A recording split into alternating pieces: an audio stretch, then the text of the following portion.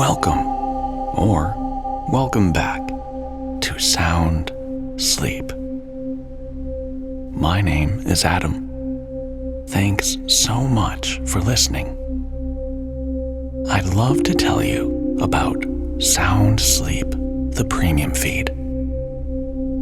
For less than $1 a week, you gain access to a library of ad-free episodes, including 2 monthly bonus episodes, not to mention the early releases. And you get to support this podcast. Lastly, let's not forget, you will have my greatest appreciation. You can subscribe from either Apple Podcasts or Supercast and listen directly in your favorite podcast player. It's quick and easy.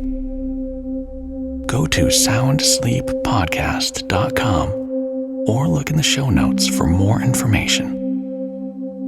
And thanks so much for your continued support. I really love this next story, and I hope you do too. If you'd like to tell me what you think, feel free to let me know with a review and a rating. Or send me a message on Instagram or in the Facebook group. I truly love to hear from you.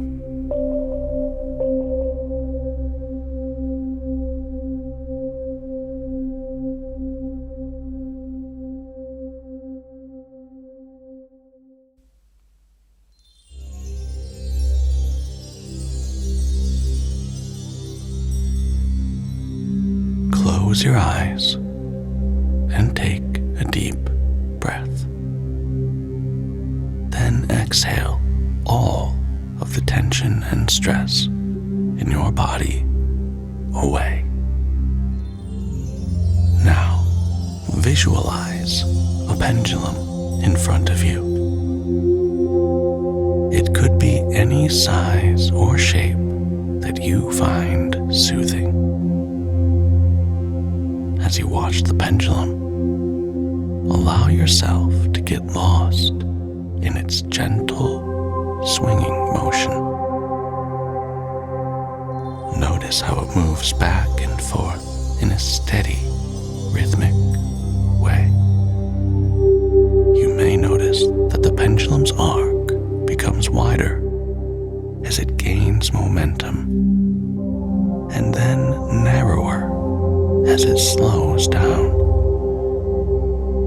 You may also see the pendulum's shadow moving across the ground or wall as it swings. As you watch the pendulum, you may find yourself becoming more and more hypnotized by its movement. The gentle, rhythmic swaying can be very soothing and relaxing, helping to calm your mind and ease any racing thoughts. Feel a sense of relaxation and calm wash over you. You are safe and at peace here. Allow yourself to sink deeper and deeper into relaxation as the pendulum continues to swing. And when you are ready, take a few more deep breaths, and we will begin our story.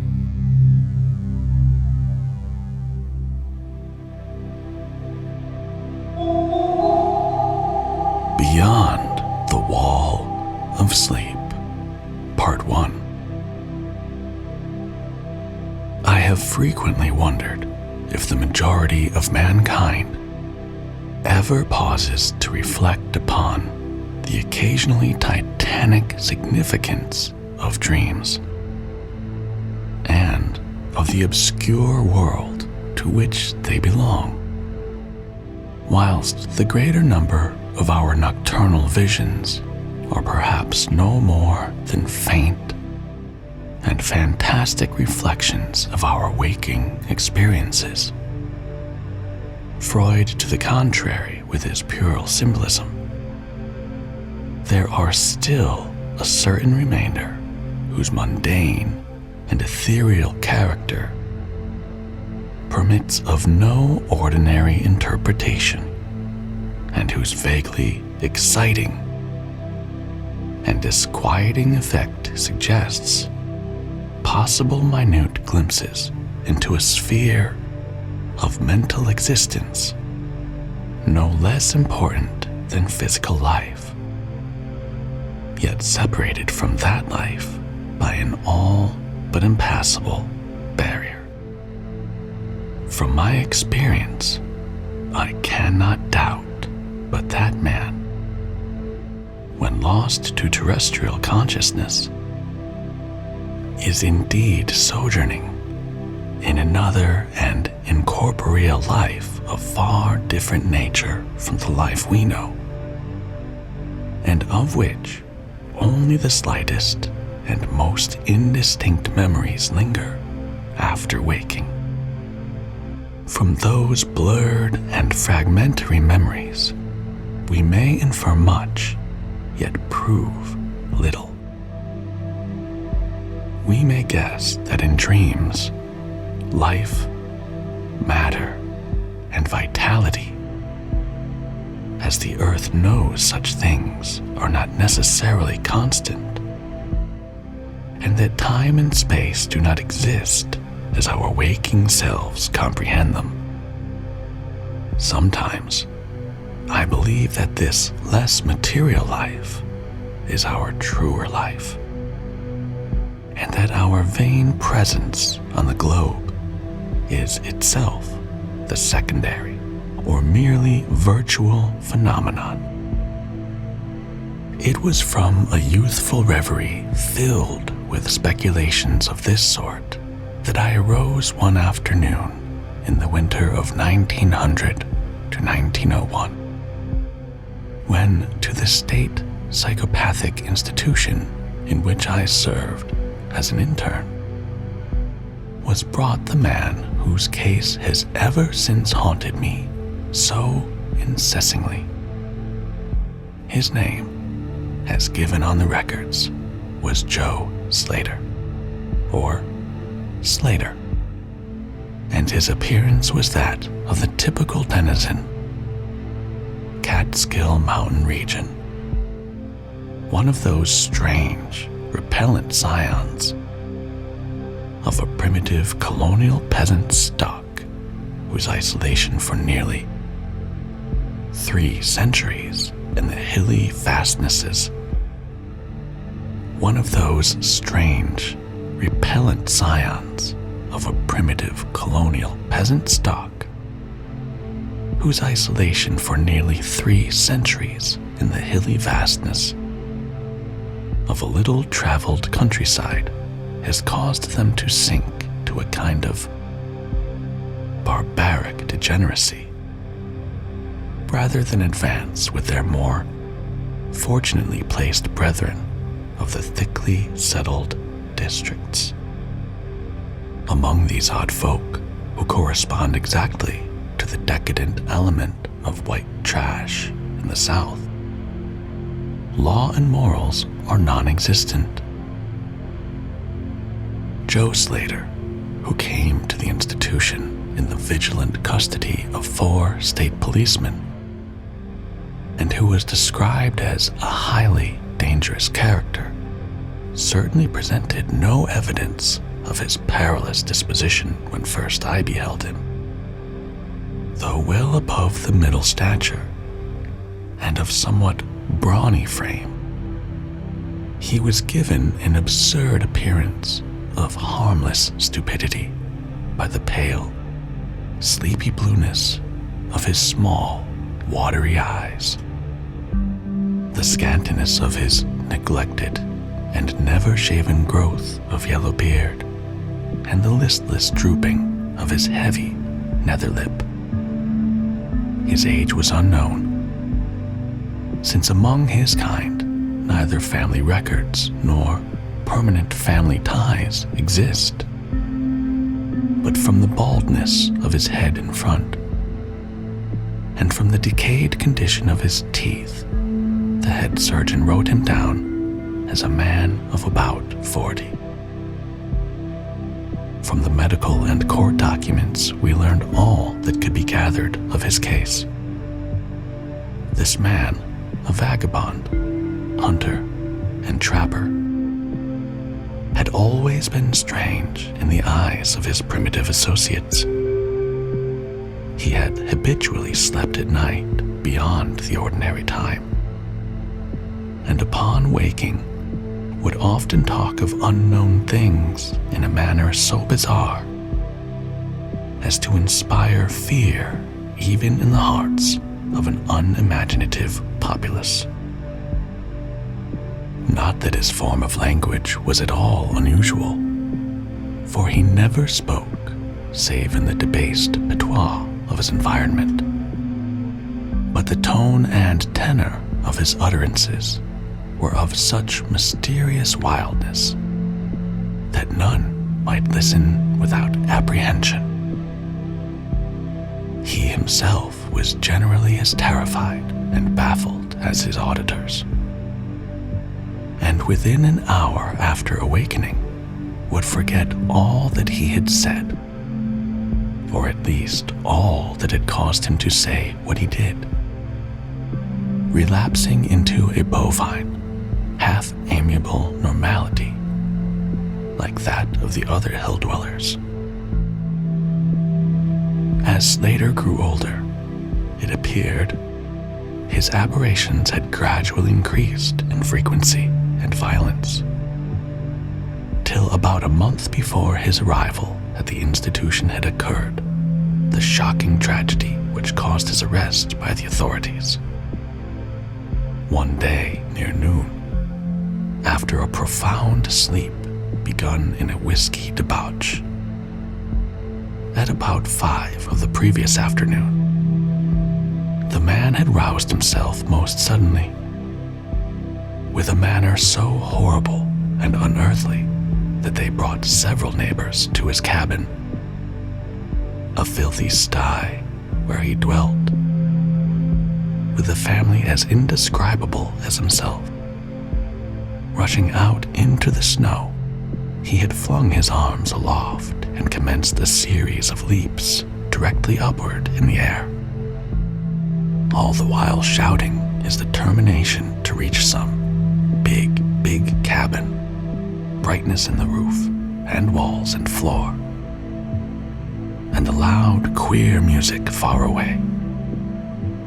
As 2 men of moderate size sought to restrain him, he had struggled with maniacal force and fury, screaming of his desire and need to find and kill a certain thing that shines and shakes and laughs.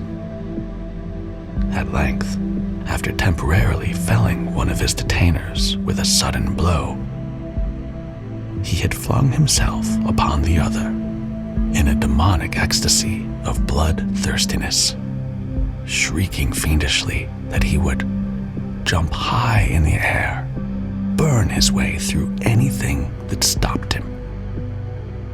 Family and neighbors had now fled in a panic, and when the more courageous of them returned, Slater was gone, leaving behind an unrecognizable, pulp-like thing that had been a living man but an hour before.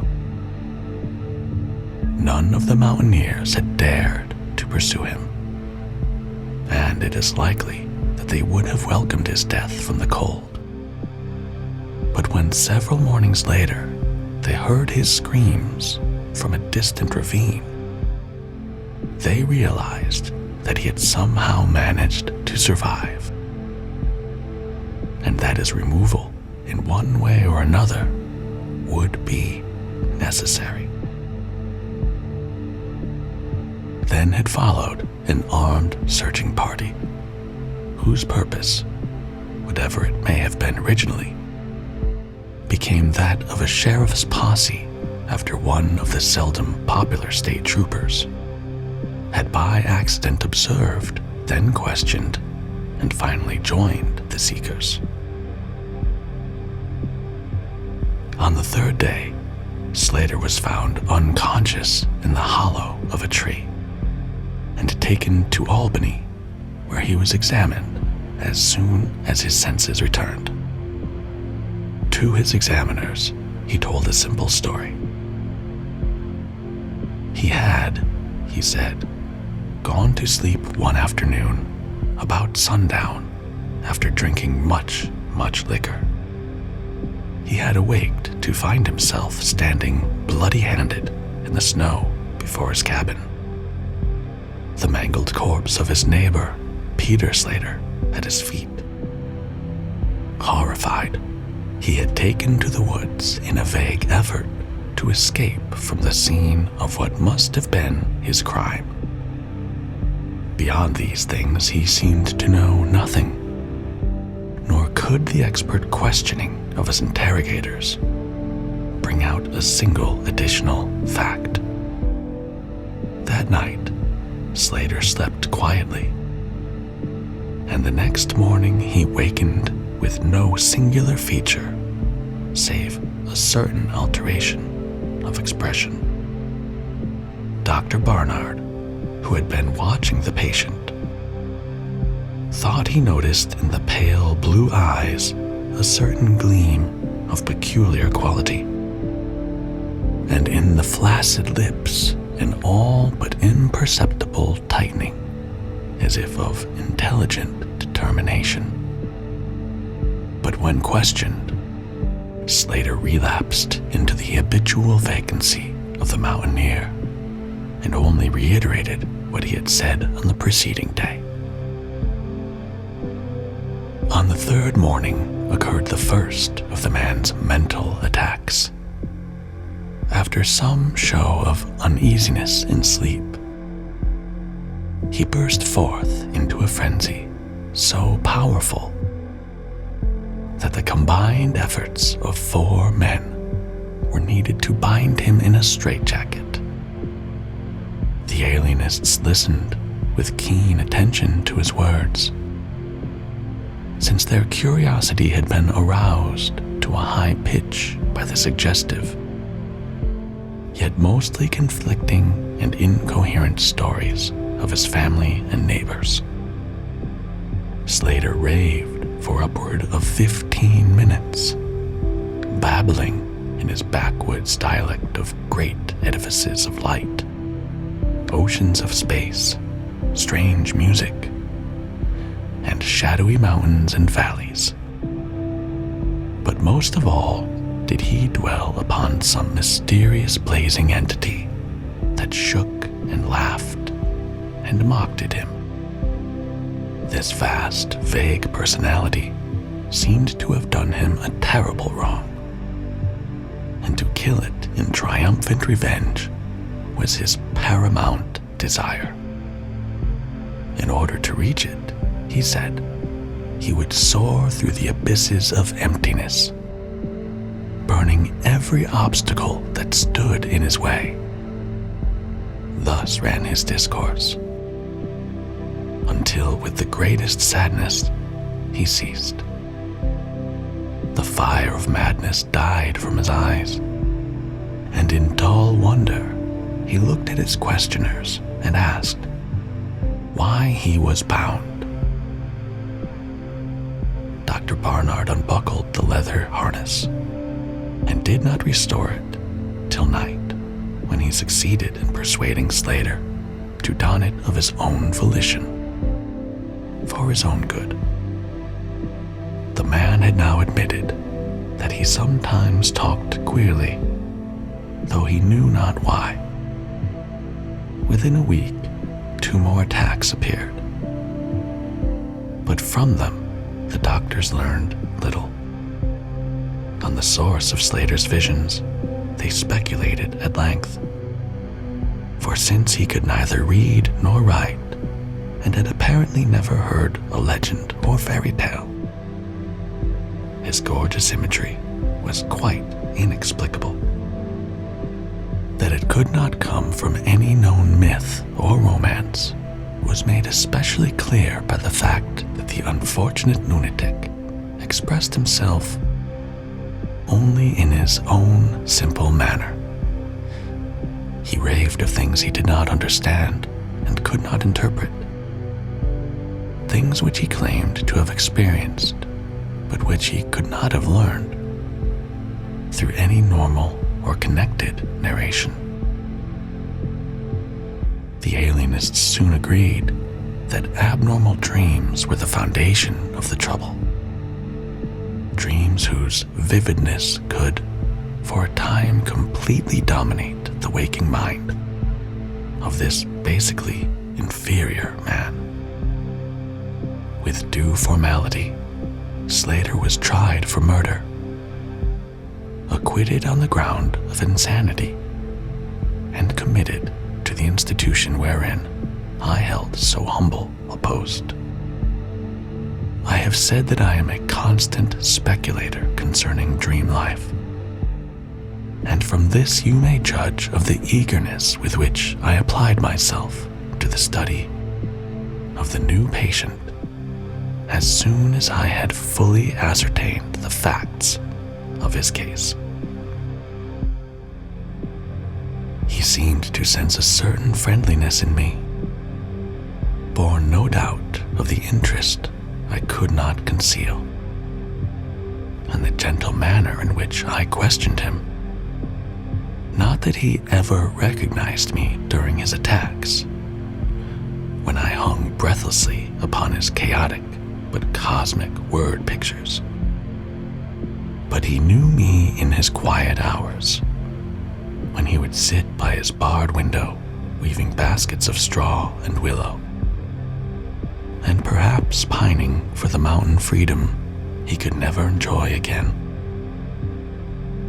His family never called to see him. Probably it had found another temporary head, after the manner of decadent mountain folk. By degrees, I commenced to feel an overwhelming wonder at the mad and fantastic conceptions of Joe Slater. The man himself was pitiably inferior in mentality and language alike, but his glowing, titanic visions, though described in a barbarous and disjointed jargon, were assuredly things which only a superior or even exceptional brain could conceive. How I often asked myself, could the imagination of a Catskill degenerate conjure up sights whose very possession argued a lurking spark of genius? How could any backwoods dullard have gained so much as an idea of those glittering realms of supernal radiance and space about which Slater ranted in his furious delirium? More and more I inclined to the belief that in the pitiful personality who cringed before me lay the disordered nucleus of something beyond my comprehension, something infinitely beyond the comprehension of my more experienced but less imaginative medical and scientific colleagues. And yet, I could extract nothing definite from the man.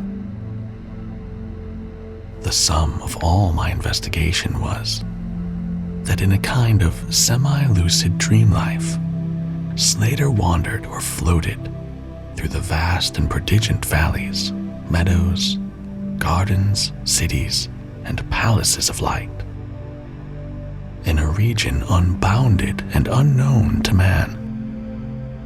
That there he was, no peasant or degenerate, but a creature of importance and vivid life, moving profoundly and dominantly, and checked only by a certain deadly enemy,